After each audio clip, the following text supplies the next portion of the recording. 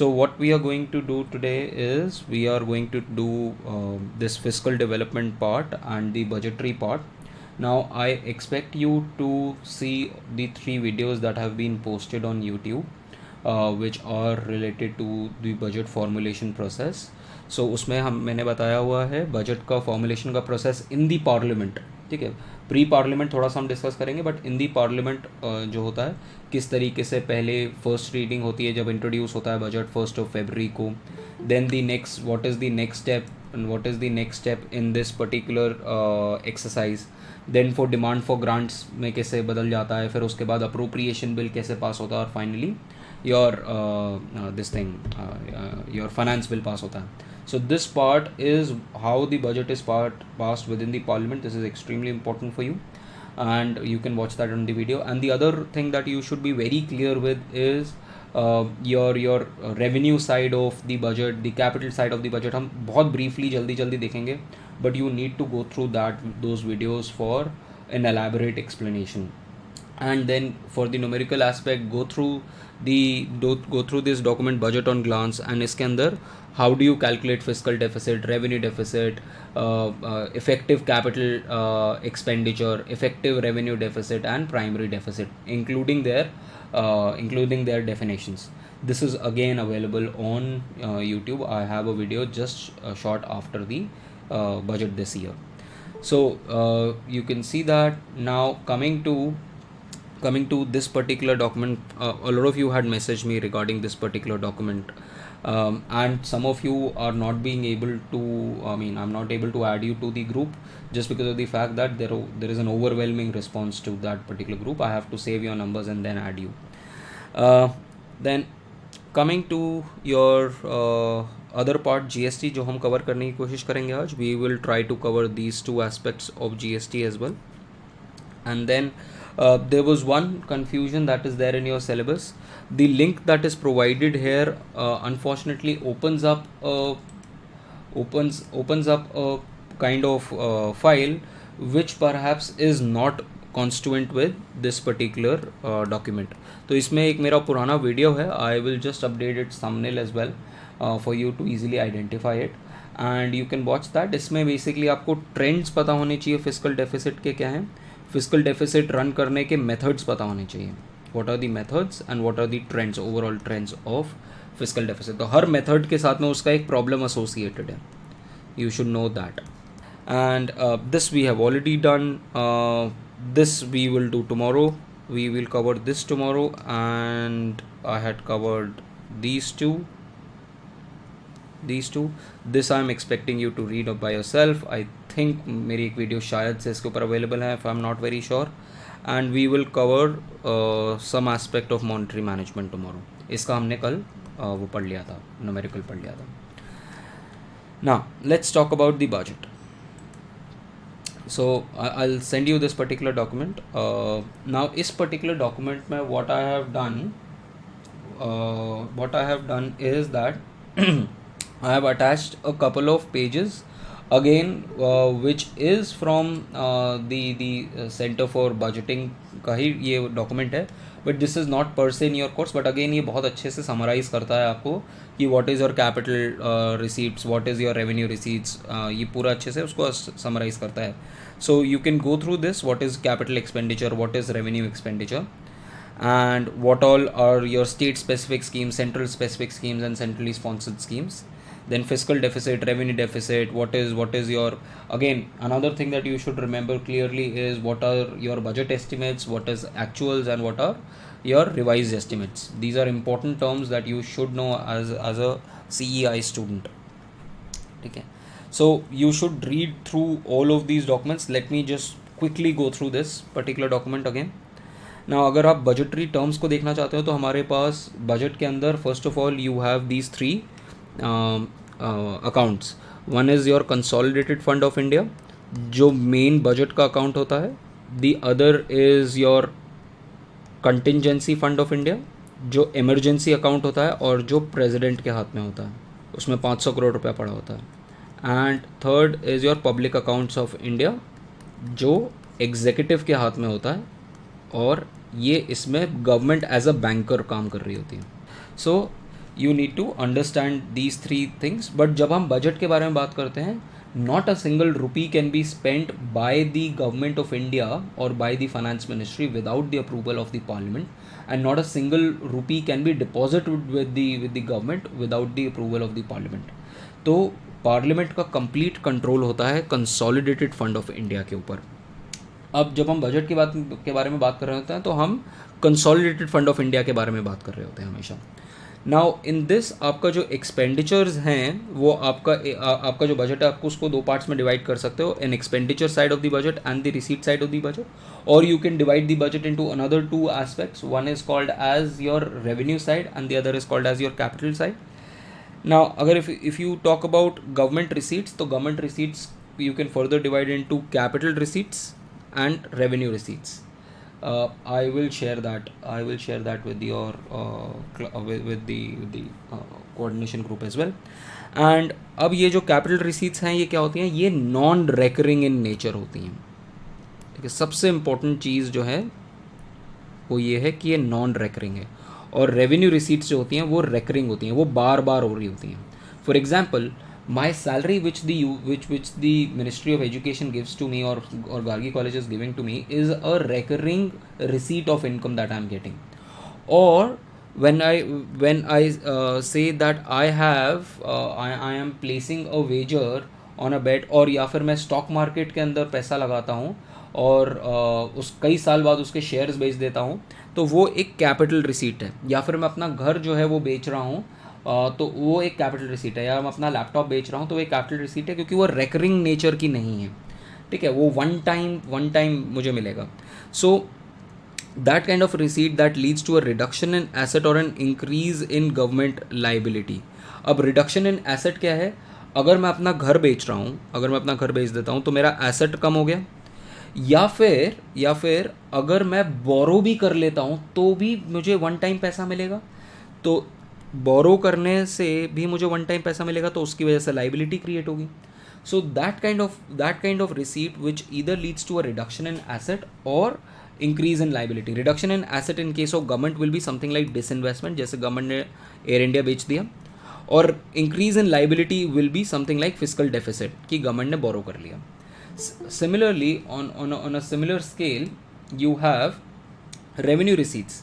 Now revenue receipts are those receipts which are recurring in nature and which do not affect the asset liability position of the government. ठीक है, इसका asset liability से कोई relationship नहीं होता है. यहाँ पर मैंने आपको एग्जांपल्स, यहाँ पर ये वो एग्जांपल्स दे रखे हैं एसेट कैपिटल रिसीट्स के और आपके इंक्रीज़ इन लाइबिलिटीज़ के. और रेवेन्यू रिसीट्स जो हैं वो उसको हम फर्दर दो पार्ट्स में डिवाइड कर देते हैं, tax revenue receipts and non tax. ठीक है, again you should watch the video to see what tax receipts are and what non-tax receipts are.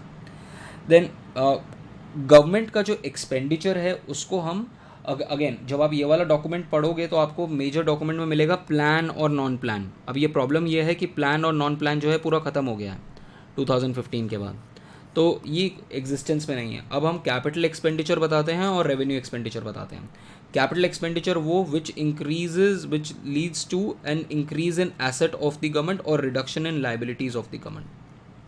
ठीक है, so that is called as capital expenditure. For example, अगर government of India ने कोई loan ले रखा था वो अगर वापस कर रहे हैं तो उसकी लाइबिलिटी, उस लोन का प्रिंसिपल वापस कर रहे हैं तो लाइबिलिटी कम हो रही है, तो that will B capital expenditure.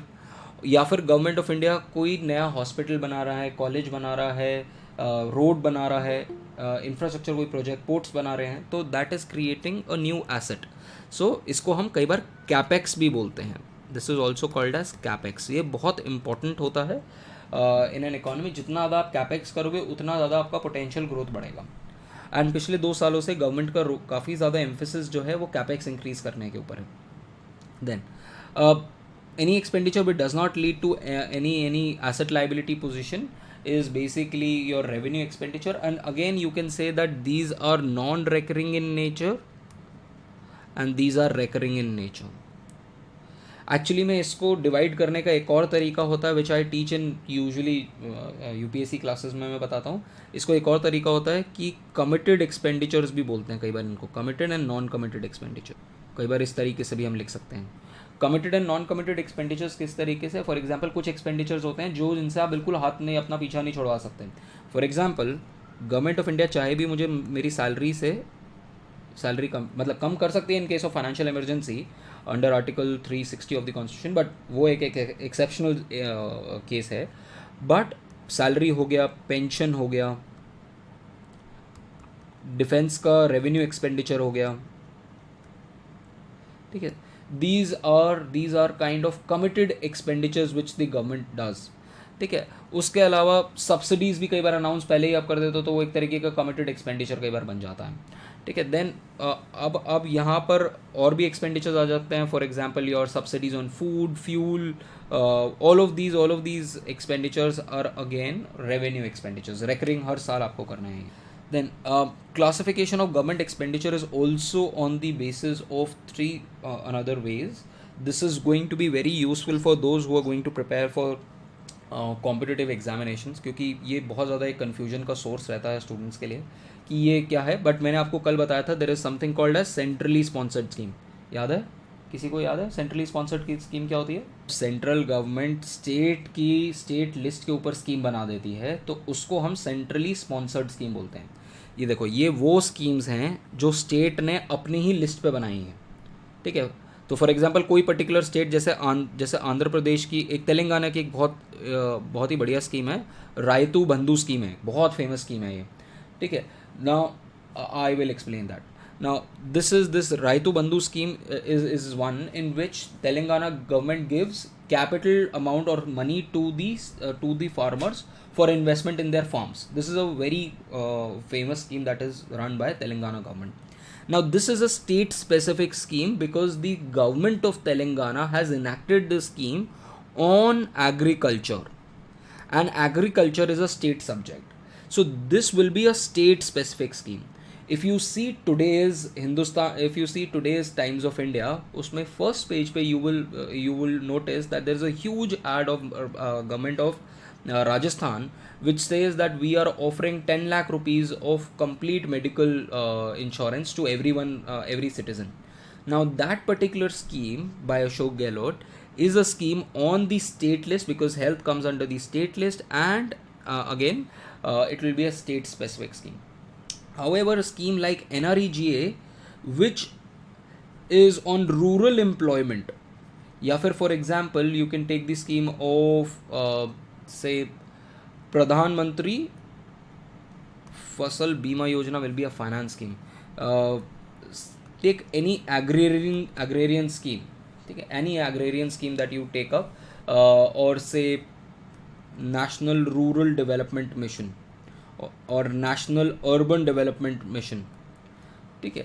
all of these are actually schemes which are made on state list. These are all state subjects under the constitution. If you see article schedule 7 of the constitution and article 246 of the constitution, you will find that these are typically state list schemes, but government of India, central government, BJP की government ने scheme बना के वो implement कर रही है और उसमें शेयरिंग होती है 75-25 की या फिर 60-40 की. So that these schemes are called as centrally sponsored schemes. Apart from that, there are central sector schemes. These are those schemes which are run by the central government and 100% money is coming from the central government. ठीक है. For इसका कुछ example आप जैसे प्रधानमंत्री जनधन योजना ले सकते हो. ठीक है. जनधन योजना फाइनेंस के ऊपर स्कीम है, पूरा का पूरा सेंट्रल सेक्टर स्कीम हो जाएगी.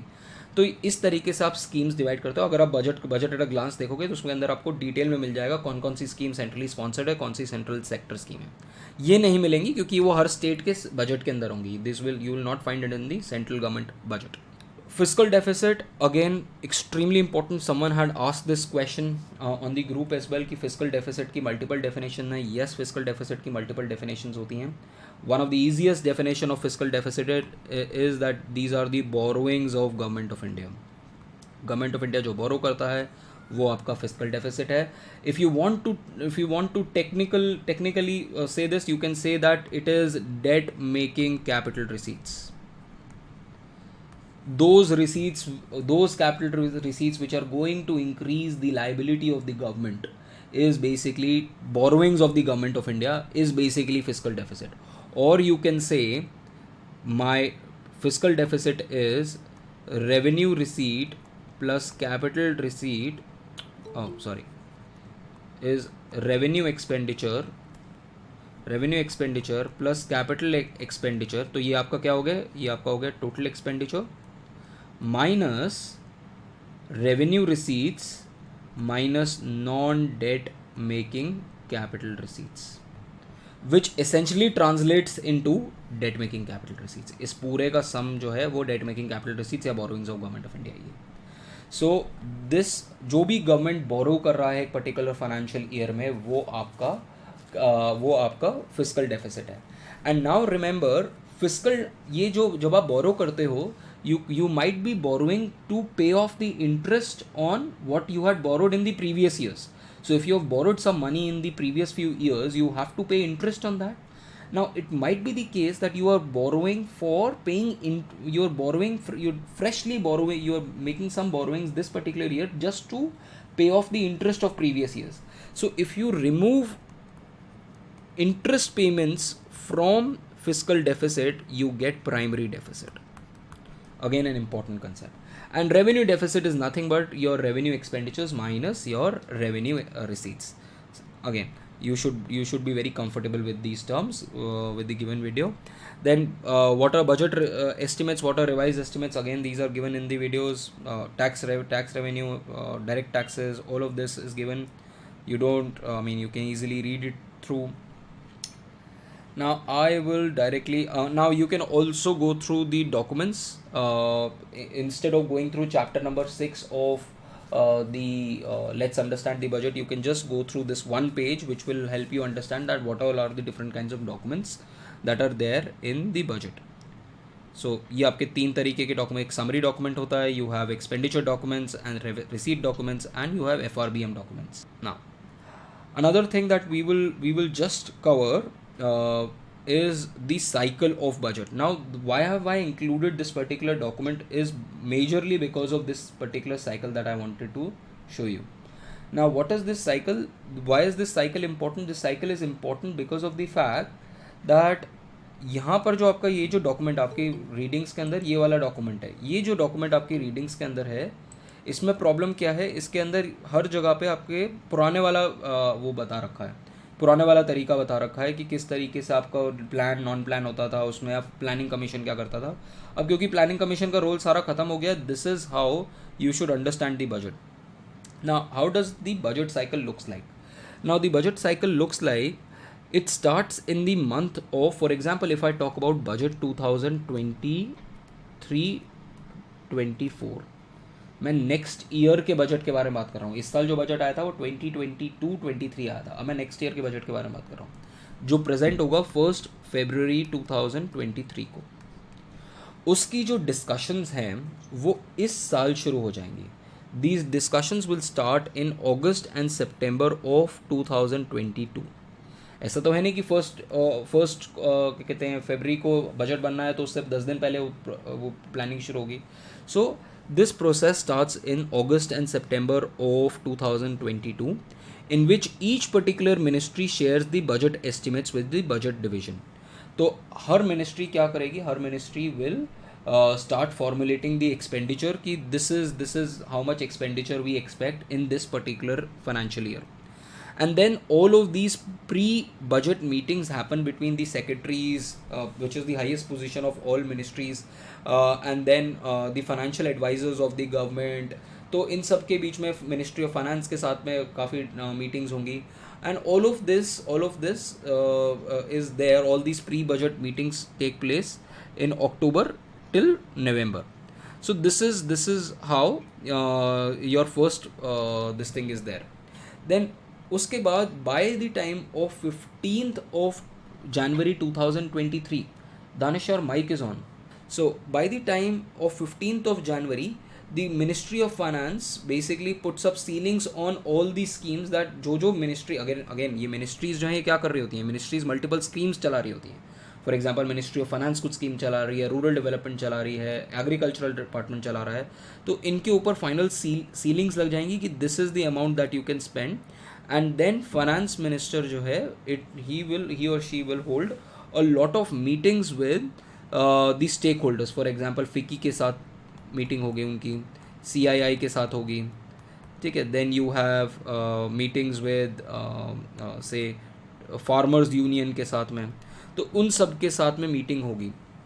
And finally and all of these meetings happen in December and January of December of 2022 and January of 2023. And finally 15 days before the budget, all of these meetings have to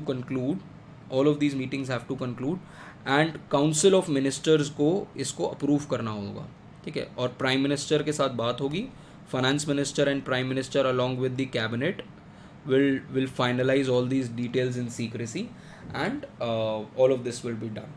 So this is the pre-budget part.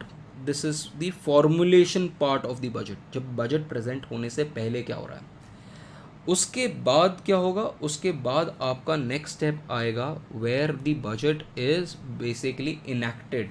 Enactment का मतलब हो गया कि जब basically your passing process, जो मैंने अपने video में आपको बताया कि सबसे पहले प्रेजेंट होगा 1 फरवरी को, then appropriation bill and finance bill के बारे में बात होगी, फिर जनरल डिस्कशन होगा, फिर डिटेल्ड डिमांड्स फॉर ग्रांट के बारे में बात होगी, एंड फिर अप्रोप्रिएशन बिल एंड एक फाइनेंस बिल पास होंगे. Appropriation bill is for all expenditures and finance bill is for all receipts.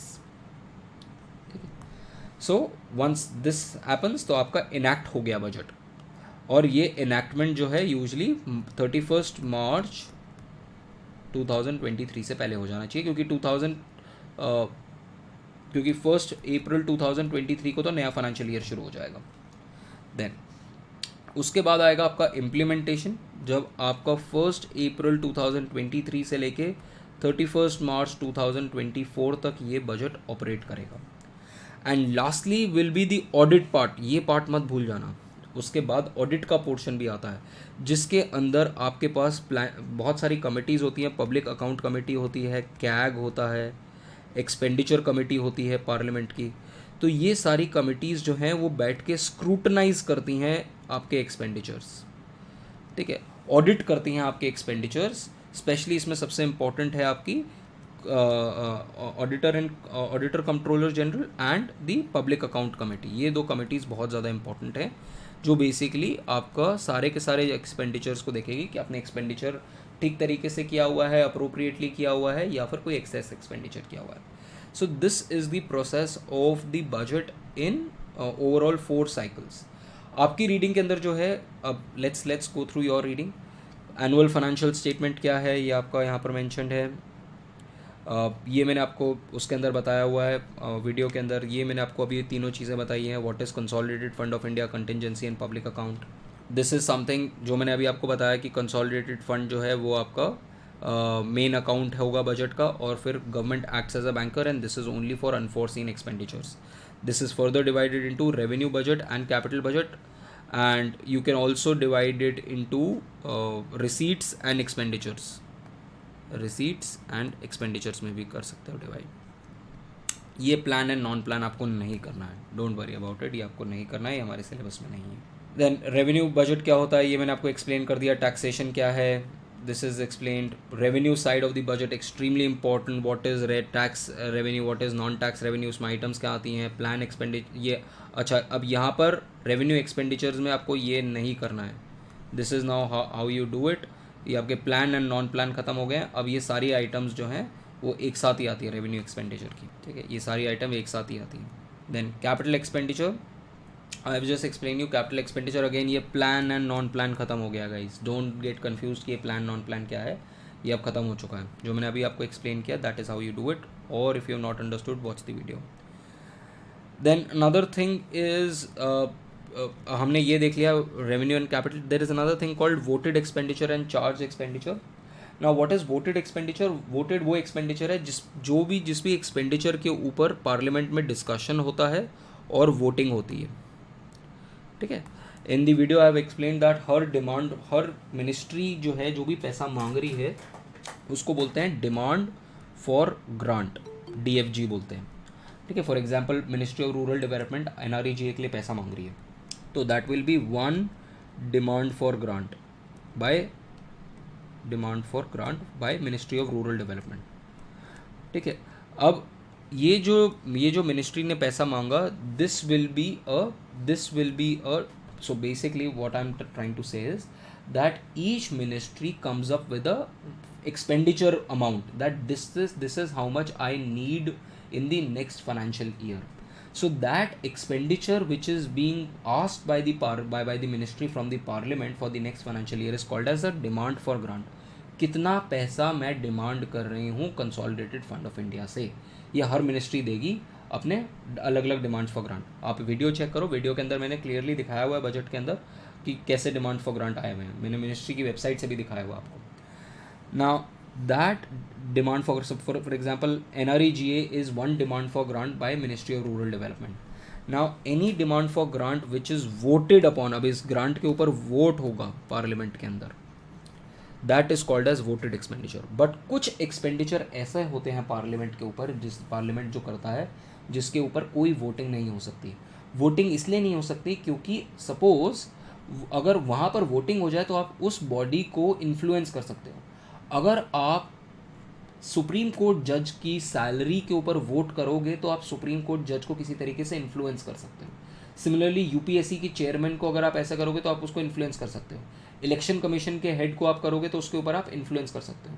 तो बहुत सारे ऐसे एक्सपेंडिचर्स होते हैं, बहुत सारे ऐसे कॉन्स्टिट्यूशनल पोजीशंस होती हैं जिनके एक्सपेंडिचर्स जो होते हैं, जिनकी सैलरीज एक्सपेंडिचर जो भी हैं, पेंशंस, वो चार्ज एक्सपेंडिचर होते हैं, उन पर कोई डिस्कशन नहीं होगा, वो सीधा पास की जाएंगी.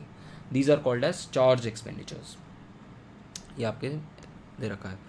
Enrolments of the president, salaries and allowances of chairman and deputy chairman of Rajya Sabha and Lok Sabha, salaries allowances pensions of Supreme Court जजेस, auditor controller, auditor general, CVC, then बाकी सारे आइटम्स हैं. You can see this.